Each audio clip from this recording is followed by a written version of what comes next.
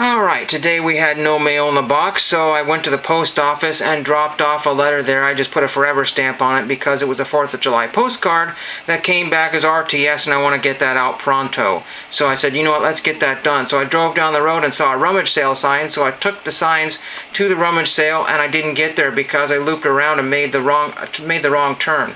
I would have eventually found it, but it was a little on the difficult side because there was a couple of turns that I had to make and decisions I had to make. It's out in the middle of absolutely nowhere. And I mean, it was so far down nowhere, I couldn't even believe there was a four-way stop with a light. That's how crazy it is. There was actually a four-way stop with a light. I was like, wow, one of those out here. There was an abandoned school out that way, a couple of abandoned houses. It's, oh my gosh. It like somewhere I'm like in Oklahoma or Nebraska or somewhere out in the middle of the sticks. But there was farmland as far as the eye could see. You got the mountains over here, and you got this and that and the other thing, and you got all kinds of cool this and that's, and every once in a while you see a vintage truck or an old tractor, but you really can't stop to take pictures, so I didn't get a lot of good pictures.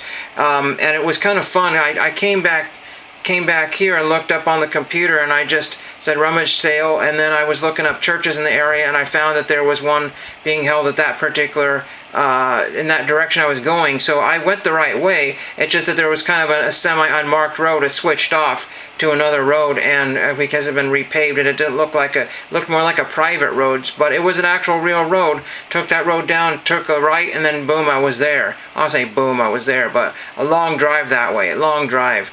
So it was kind of fun to go out to the roads I haven't been to since, I don't know, 20 plus years ago. Like I said, abandoned schools and things out that way. I spent a whole whopping $1.20 at this rummage sale because things were like 25 cents, 20 cents, 10 cents, nickel. I mean, it's bizarre. Absolutely bizarre, just like the old days. And I went to a garage sale on the way back, but it's one of these people that have it all the time sort of thing. Just a lot of picked over stuff. Tons of stuff, and the prices weren't terrible, but it's just nothing I needed. I will say everything was much better prices than the Goodwill bins or the Goodwill proper. When I say bins, I mean like the bigger items. You know, things just will end up being $1 or $2, and if it's 15 cents or 25 cents at a garage sale, no offense to pay $2 at a Goodwill or $5, $10. So let's, without further ado, I found this Wally Joyner, action figure here from Starting Lineup. This is Series 2, 1989, so that's really cool. I had him sitting like this, and it just looked perfect there with those palm trees there, kind of like the California Angels there. Pretty neat there. So a nice Wally Joyner figurine. I could not leave that. The toys were messed up and picked over because the sale started at 8 or 9 and it was 12 or 30. But I had to go there. I just thought it was kind of a fun thing, just kind of break up the day here. I found this for 5 cents. Why wouldn't you buy a pizza tray for 5 cents? Clean that up, make it all mint. I think it's made in the United States of America. I think it's American Metalcraft Incorporated. So that's pretty cool. I will clean up the old sticker. That sticker actually might be from another yard sale, if I'm not mistaken. Could be, don't know. But I will do my best to clean it up because I could use that for a personal pizza type thing. Could even come from a pizza restaurant. We just don't know. A few other things here, not very much. I bought, let's see, it was just right here. Okay, here we go. I bought 2 shirts. Man, they had a ton of clothes. But somebody, I don't know, somebody had already had a mountain of clothes. A huge pile, the review pile, and they were going through it. 25 cents for most so a Honda shirt, you never know if things are going to fit, but for a quarter you're just going to take it and then worry about rips and stains and sizing when you get home, and then you can donate it somewhere else. And then a shirt that kind of vintage, probably the 90s. It's got this denim on the inside, kind of unusual.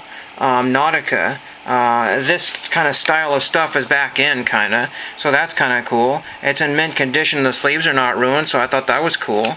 Hopefully it's my size. You just never know about these sort of things. You know, I buy smalls and mediums all the time, and sometimes they're just huge, and sometimes they're tiny. I'm a schmedium. A lot of people are schmediums or whatever.